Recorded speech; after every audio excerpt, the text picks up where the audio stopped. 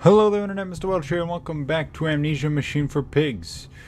Well, nothing for it now, let's go into the pit of hell. This leaking world. All these nails and no wood. What kind of carpenter are you? That figure cannot help but opens its arms to you. Where's the strength in that? Now that's obviously a reference to Christianity. Christ on the Christ on the cross. Arms open. But there was wood, if I'm not mistaken. And if I'm not mistaken, twice in a row, rare thing, I know that looks like a sewer level. Goody. I was falling, right.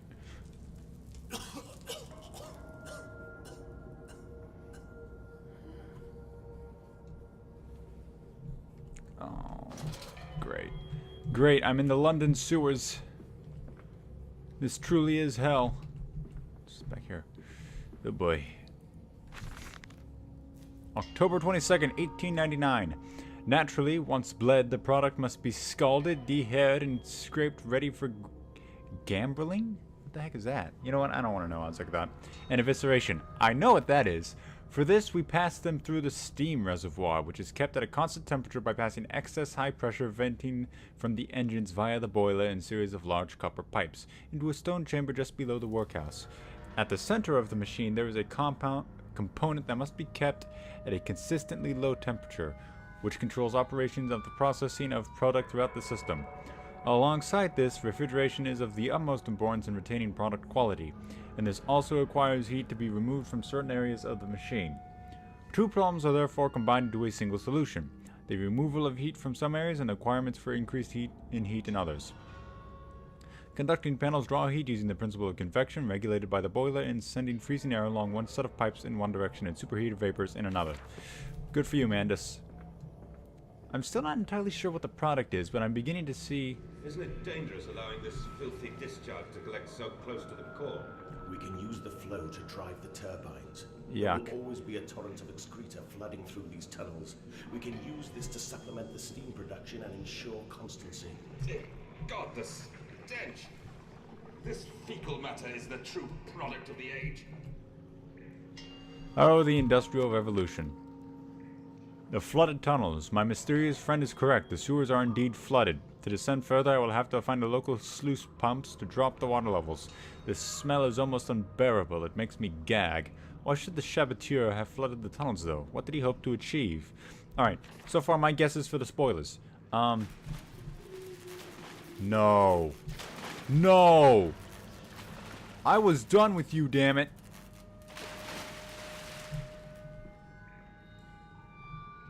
Great. These things again.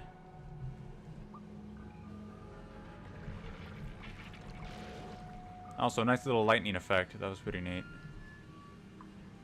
Okay, that's a dead end. They're both dead ends, so I think the only way to go is here. Okay, my guess is for a twist. You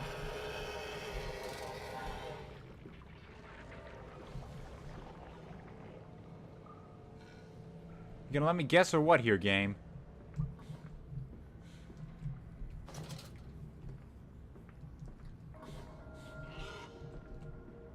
What the hell is that?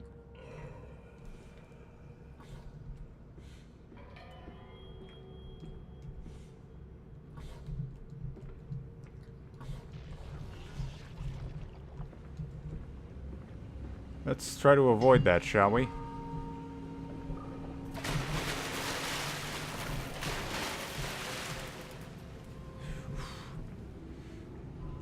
Where was I? You! Those are gonna be important. I'm sure of it. They have to be. Spoilers, right. Well, for one, both of his kids are dead. That's a no-brainer. Ring. Hello? No? That's cool. August 1st, 1899. Several of the older forms have breached their containment area and escaped into the sewers. What? They remind me of my limitations. There is no Kelm, and I am no Elijah. No, this is no Kelm, and I am no Eliyahu. At least not quite yet. It is the heat generated from keeping the doorway between open that is to blame. We cannot simply pack them about with coolant as we do to the center where the doorway is. The later versions are kept safe by freezing temperature of those towers. Up here, where the air is hot and fetid, they become overheated, and their duality tears them asunder as the other place flies from their cells and their vitae splinters. They live sporadically, torn from one world to the other and back again in violent, unpredictable bursts.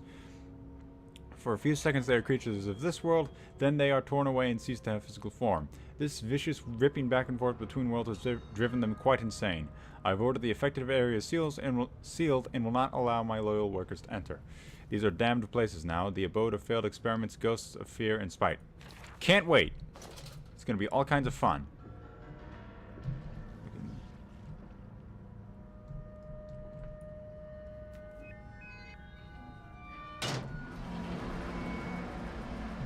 Come on, man, call. There you are, my beautiful friend.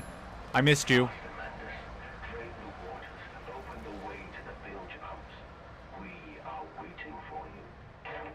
Oh, am I actually gonna meet other friggin' people?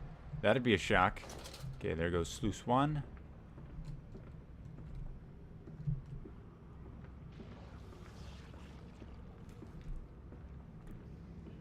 I thought that would rather do it, but I guess not.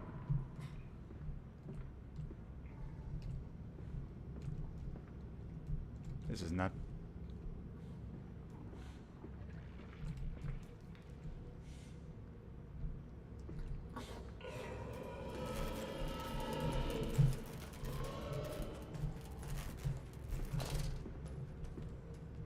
Whoa. Okay, it's going away. I thought it was, but I guess it's not. Is it? Oh, it was just sitting here. That's fine. I didn't want to see it anyway.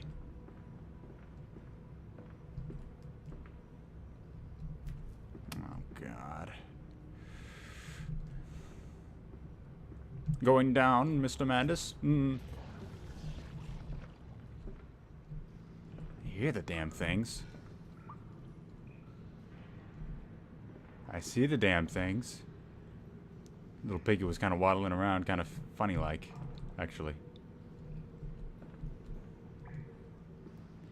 Oh, circles. Cool. Sheesh. I was so happy about that, too, when I fired this game up. Well, at least I don't gotta worry about these things again.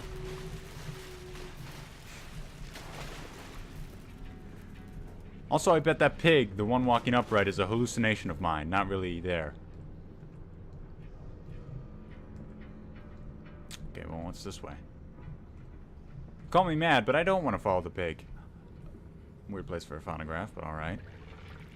But we can save them. We can set them free. We can replace a rotten old world with a clean new one. Mr. Landis, you sound every bit the fanatic. Well, how can I be otherwise, Professor? How can any man of ethics simply stand by and watch this world drown in its own excrement? And your engineer. This visionary with whom you embarked upon this. Who's this engineer? Indeed he does. Indeed he does. The poor fellow has seen it all before. Now, this is not the first great civilization he has wept for. And so you set about things immediately upon your return. Naturally. These things cannot be left to rot upon the trees. And sponsors were remarkably easy to find. I tell you, Professor, a trail of greed brings rich men to your door like pigs to truffles. Oh, wow, another pig metaphor. Immediately after that tape ended, the professor was like, okay, Mandus, seriously, what's with the pigs? Alright, we're starting to worry about you. Now, this is captivating, really, this story. I want to know what's going on. I can't wait to find out either.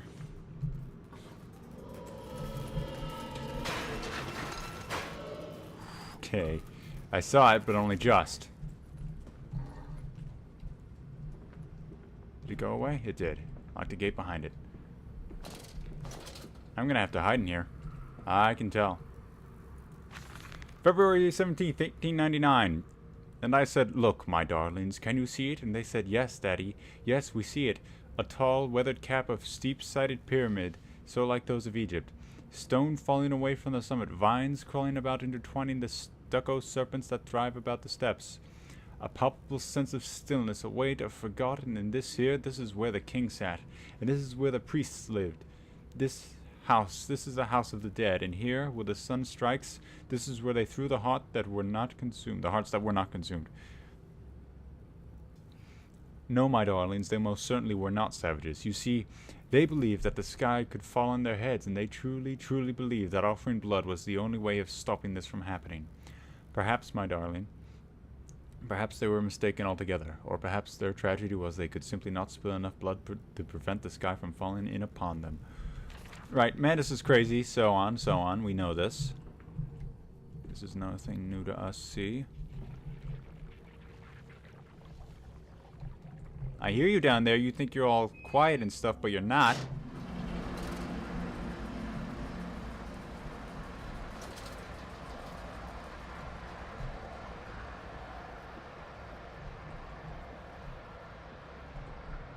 Still locked? Good. I don't want to have to follow the big man. Mandus Post-Diluvian? Huh?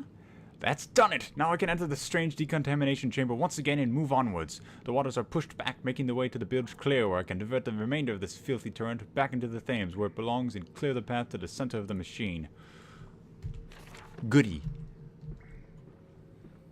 Okay, so no interaction with the Carracks at all? Are they just for show? If they are, bravo to whoever thought that up. Just there to... That's it, Papa. You're so near now. Shut up, you little bastards.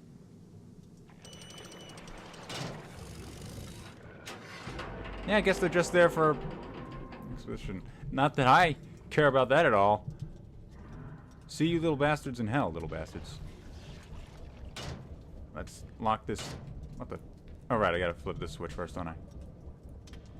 Come on, come on! Ah. Goodbye, you! Ching. Oh yeah, that actually feels pretty good now after the sewers. Oh, I guess I gotta... No, gotta... I do. Stuck. Oh, no it's not. I was freaked out for a minute there.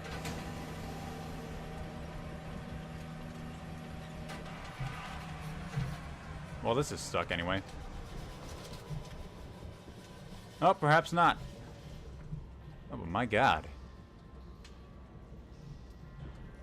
Is this the bilges? This looks horrible. Is that damn music again? Sounds better though than the last time. The last time the record. Oh my god!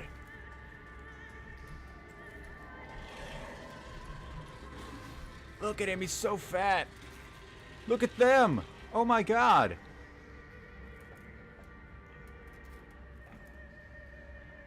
Oh! That seemed a little bit harsh.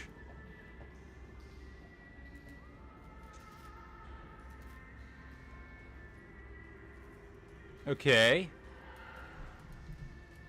Some commentary there, I'm sure. All I know is I do not...